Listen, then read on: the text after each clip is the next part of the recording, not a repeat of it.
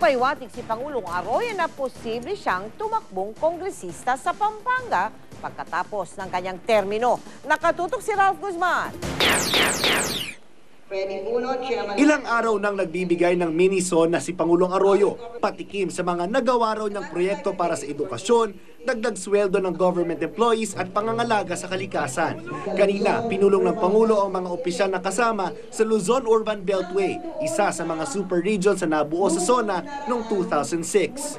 Ibinida ng Pangulo ang iba't ibang proyekto sa infrastruktura, partikular sa Subic at Clark. Gusto ng Pangulo mararamdaman ng kanyang probinsyang Pampanga ang mga proyekto at ang tila pahiwatig ng Pangulo maging kongresista pagkatapos ang kanyang termino sa 2010. Mount Pinatubo Hazard Urgent Mitigation Project, next phase that will mitigate San Fernando City, and of course, Lubao.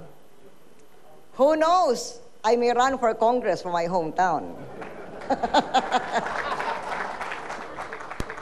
Wala nang detalye pang ibinigay. May mga spekulasyon tuloy na nasa isip pa rin ng Pangulo ang pagsulong sa charter change pagkatapos ang kanyang termino para maging Prime Minister.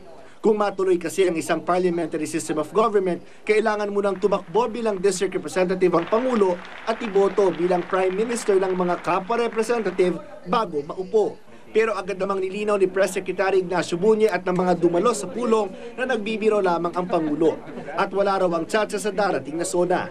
Noong 2006, kaliwat ka ng batikos ang inabot ang administrasyon mula sa iba't ibang sektor tulad ng simbahan dahil sa tiyatsa.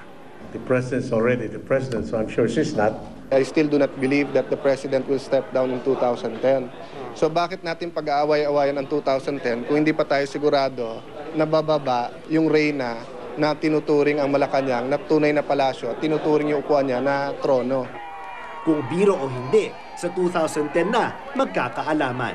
Ralph Guzman, Nakatutok, Oras.